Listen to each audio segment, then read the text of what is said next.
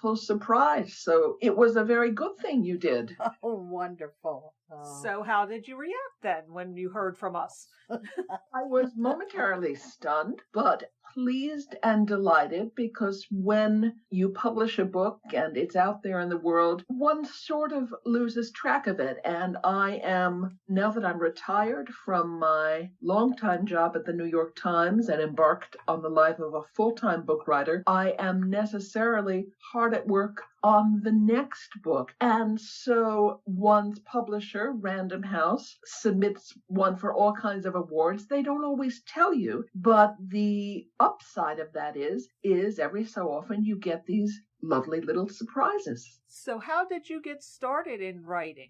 Through a series of accidents.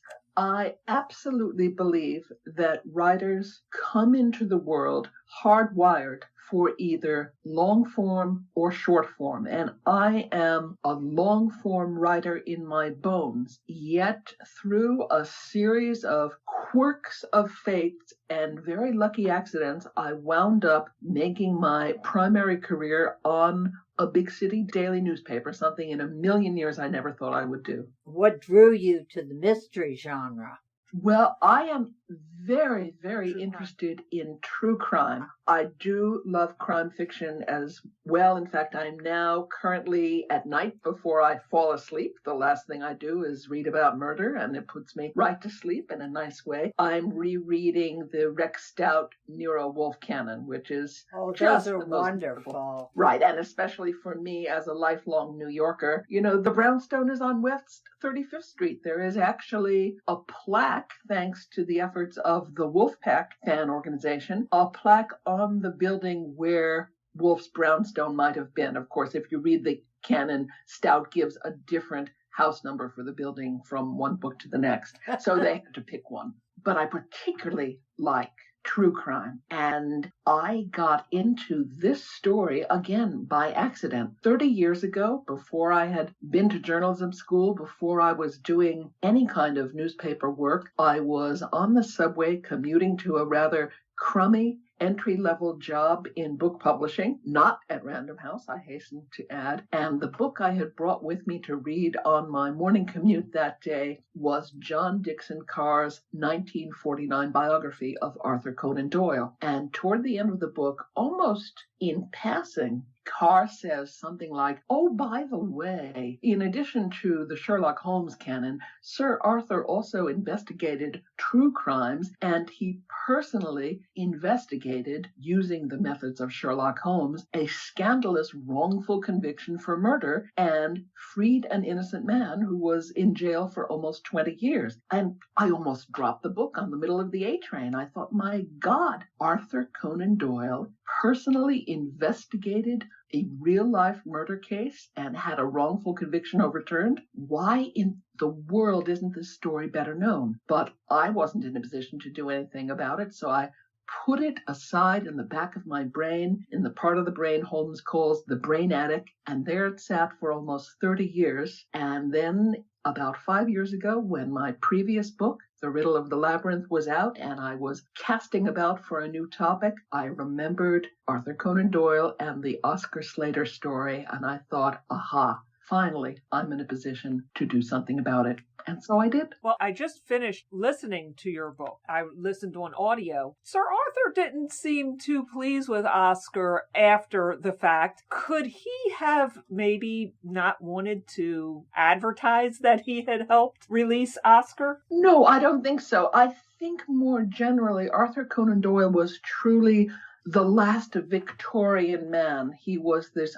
upright, infinitely moral person. And so I think he wanted to be a kind of behind-the-scenes players in most of the social crusades that he was embarked on, and there were many, because he didn't want to draw attention to himself more generally. So I think it was for that reason primarily that he worked behind the scenes. But as you say, Conan Doyle And Oscar Slater, who was a German Jewish immigrant, wrongfully tried and convicted for the murder of a rich old woman in Glasgow in 1908. The police knew within a week that he was innocent, but because he was an immigrant, because he was a Jew, he was a gambler, he was just the kind of shady character they wanted to run out of town anyway. So they thought, aha, let's kill two birds with one stone. We'll stitch him up for this murder. We know he didn't commit. He was convicted. He missed being hanged by 48 hours. He could literally hear them hammering the gallows together outside his cell. And when his sentence was commuted to life at hard labor, he rotted away for 18 and a half years, breaking up these enormous blocks of granite in a barren, freezing fortress of a prison in northern Scotland, and there he would have languished had he not been able to smuggle out a message to Conan Doyle asking for help. Indeed, Conan Doyle found Slater's way of life distasteful. Conan Doyle was as prudish as any Victorian. Slater was rumored to be a pimp, although it was never proved, and indeed that was a slur with many Jewish immigrant men were taxed in those years. So Conan Doyle made a point, for reasons of Victorian and Edwardian propriety, of holding Oscar Slater at arm's length. But at the same time, Conan Doyle was such a man of honor that the more he looked into the case, the more he realized it was a scandalous wrongful conviction. And however he felt about Oscar Slater personally, he was determined to see this injustice righted.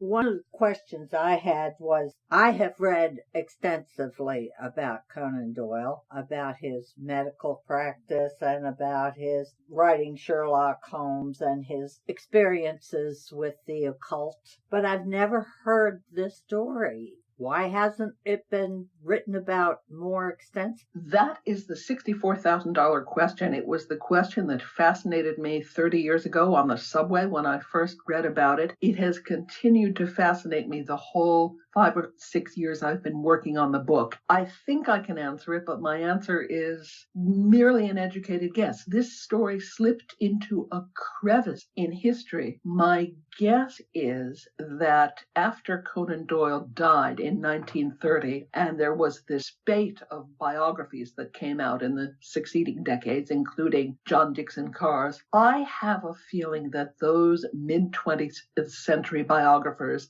kind of dismissed the Slater case as an Edwardian aberration, a dusty historical curiosity that was founded in racism, xenophobia, anti-Semitism, things that couldn't possibly inform life in the context of modernity. Well, look around. Look at what's happening in the world today. And in New Zealand, think again. It is more painfully relevant than ever. Yes, it is. Well, this was the second person that he helped exonerate, and the xenophobia also took root with that case as well, with the half-Indian solicitor. That is right. That's the George Edalji case. George Edalji was an Anglo-Indian lawyer who, because of racism, xenophobia, was falsely accused in about 1906, just a couple of years before the Slater affair. Edalji was falsely accused in England of maiming animals in the English countryside. And again, he was in jail. While in jail, he read the home stories. And when he got out, he wrote to Conan Doyle about the case. And Conan Doyle, again, reinvestigated, wrote a scathing indictment, got the case partially overturned, enough so that Edalji could be reinstated to the bar and continue to practice law. This case somehow has been better known down the ages, and of course it is the subject of Julian Barnes's fictionalized account, Arthur and George. But for some reason that is almost impossible to fathom, the Oscar Slater case, even though it involves a juicy murder, has remained until now less well known. Very interesting. Mm-hmm. Oh, it was very complex, very fast reading. You did a great job of just moving the narrative along, just like any of Conan Doyle's stories, as a matter of fact. I thought you did a wonderful job. Well, thank you. Nothing you could have said would please me more, because it's very, very difficult writing nonfiction where you have to have complete fealty to the facts and you're going through thousands and thousands of pages of documents and archival material, plus published books and articles on the case. When I sat down to write, I had 700 pages of typewritten notes. It becomes very daunting. How do you balance that imperative of inclusion, completion, fealty to the truth with the competing imperative of making a fast-paced, compelling narrative? So it ain't easy. Well, tell us a little bit about yourself. Well, I retired early this past June 2018, from a 24-year career at the New York Times, where I was most recently a senior writer. I joined the Times in 2004. My original training is in linguistics and in music. I was a fairly serious cellist as a young person, and I absolutely believe, to the extent that I've had any success as a writer and as a stylist, it's all down to having been a serious student of music. Because what is music about? It's about tone and color and cadence and pacing, and that's exactly what a writer wants to get across too in halfway decent prose. And the linguistics training, of course, helped me tremendously, because it's a pure pleasure to get paid to think constantly about language and how to arrange language to achieve the desired effect. I joined the Times in 1994 and spent my first 10 years as an editor at the Times Book Review. Again, very helpful to real education long before I wrote my first book in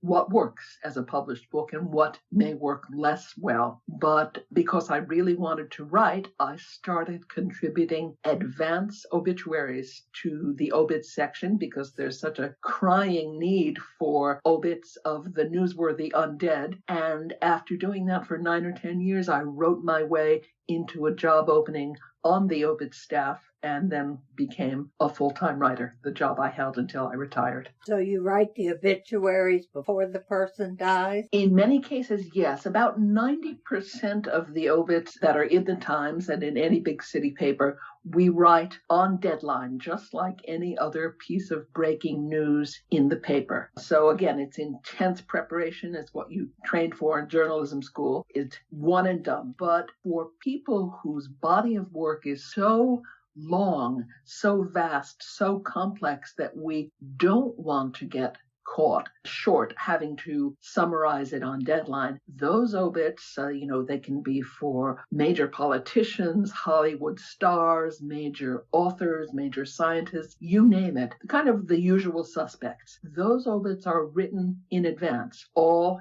as we say, all but the top, all but the where and when of the death, because obviously that hasn't happened yet. By coincidence, since we're talking today, I have a textbook example of an advance obit that is in the Times today, in the print paper today, and it went up on nytimes.com last night, and that is for the distinguished American poet W.S. Merwin. And what is so remarkable about advance obits working the way they should is it materialized in the paper as if by magic. I had no memory of having written it, and so I had that magical feeling that I left enough milk out for the elves, and they put a 2,000-word obit in the paper with my name on it. It was very pleasant. And I'm sorry, this is New York, so you can hear police sirens in the background. I thought they were.